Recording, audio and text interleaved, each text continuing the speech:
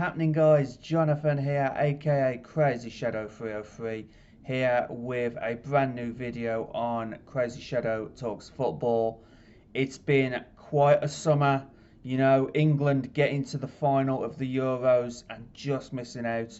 Fair play to Spain. But now we're back with domestic football and I'm really looking forward to it, guys. Pre-season has been a bit of a bummer. It's got to be said. Especially the last game. I was there, obviously, as you've seen in my last video. I was at St Andrews covering Birmingham City versus West Bromwich Albion, and we lost that game 4-1.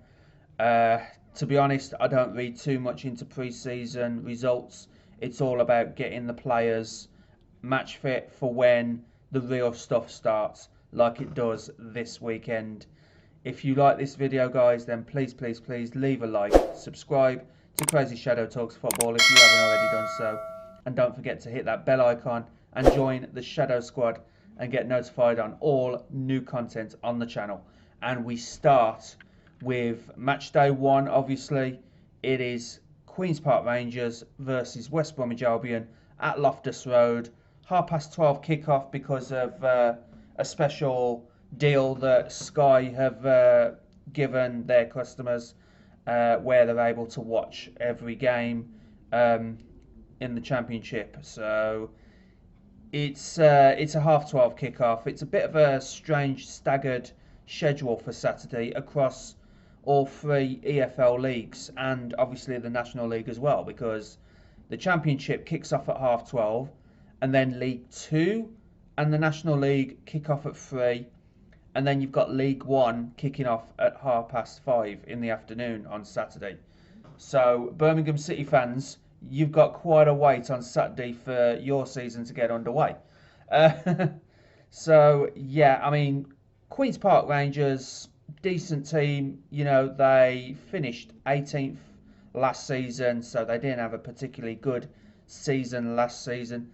They had Gareth Ainsworth to start with, and he didn't do well. They were staving off relegation with him in charge, and I think his last game was actually a 2-0 win for us at the Hawthorns. That was on the 24th of October, resounding 2-0 win for us, and that was probably the final nail in the coffin, in terms of Gareth Ainsworth's job at Queen's Park Rangers. He's now been replaced with Spanish manager Martí Cifuentes. I've probably butchered that name, but he managed to keep him in the Championship, fought off relegation, did well. He won 13 of his 33 games, and that's a win percentage of 37.5%. So decent stats for Martí Cifuentes of Queen's Park Rangers. So yeah, hopefully he doesn't add to that win ratio as QPR boss against West Brom on Saturday. In terms of transfers in and out, well, both clubs have been really busy in this transfer window. It's got to be said. We do have the EFL imposed sanctions on West Bromwich Albion, but obviously that's been going on since the last ownership, hasn't it, guys? With 18 months ago it was happening, but they decided a couple of hours before the Birmingham friendly to announce it. Thank you, Sky. But we have Diakite and Hegem, who were playing in that friendly against Birmingham. They didn't set St Andrews alight. It's got to be said. They it's like when I was watching the game, it was like West Bromwich Albion, the squad, just wasn't quite gelling. It was really strange to watch. It was like almost a team of individuals at the time, whereas Birmingham, they were defending well and hitting us on the counter and obviously scoring goals and capitalising on our mistakes. So yeah, it wasn't quite there at the friendly. Hopefully, Carlos Corberan's got the squad on the training ground, and the team chemistry should be better come Saturday.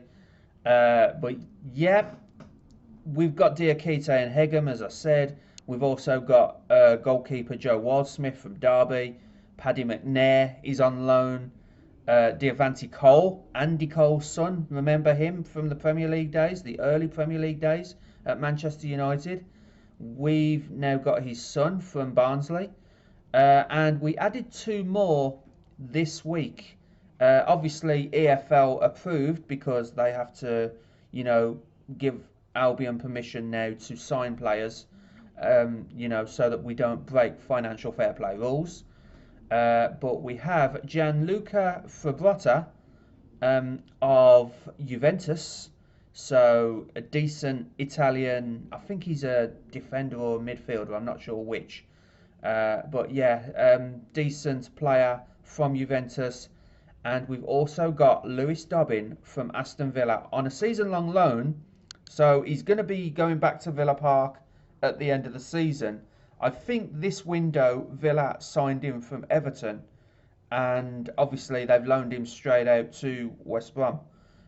So obviously Aston Villa do have plans for Lewis Dobbin, but not quite for this season. Obviously, they're in Champions League this season, so yeah, they're probably only wanting the best of the best at the moment, to give them the best chance in all competitions that they're in now. Including the Premier League. So yeah, we've got Lewis Dobbin, we've got Gianluca Frabrotta. Those were the 2 new signings this week since the Birmingham friendly. So yeah, it'll be interesting to see how all the transfers, how all the new signings gel within the squad and where exactly Carlos Corberan is going to fit them. Obviously, we did see Diakite and Hegem on Saturday, as I said, but it'll be interesting to see where the rest of them will fit in. Transfers out, I mean, obviously, we released Matty Phillips and Nathaniel Chalobah. They've now found new clubs. Matty Phillips going to Oxford United and Nathaniel Chalobah going to Sheffield Wednesday. So they will be back at the Hawthorns facing West Bromwich Albion at some point this season. And of course, Akaya Kuslu, he's gone back home to his native Turkey to start playing for Trabzonspor. Connor Townsend has joined Ipswich, and the real gut wrencher for me, in my opinion, Brandon Thomas Asante to Coventry City. I mean, it can't be helped. We had the EFL sanction thing going on, and we had to balance the books somehow and reduce the wage bill. So yeah, Yakuslu, Townsend, and Brandon Thomas Asante have now left the club, and yeah, I mean, it's good luck to them. It's really surreal that we've let them go, but if we got to balance the books, we got to balance the books. QPR, they've been busy as well. They had their goalkeeper Asmir Begovic released. So they needed a new goalkeeper, and they went in for Paul Nardi of Genk. They've also brought in Liam Morrison from Bayern Munich, of all teams. Herdan Santos, I've probably butchered that name, from Amadora. I think that's a Portuguese club. Zan Selar from Lugano. And Jonathan Varane from Sporting Gijon. So that's going to be an interesting signing there for QPR, Jonathan Varane. They released Chris Willock and Andre Dozil, who's gone to Portsmouth now. He was on a loan spell at Birmingham this past season, but now he's gone back from Birmingham to QPR and now left QPR to join Portsmouth. So that's about it, guys. And one final thing, my prediction for this game, I'm really hoping we get off to a really good start. I'm hoping for a 2-1 Albion win, and yeah, it's great to see the Championship, the domestic season, finally back.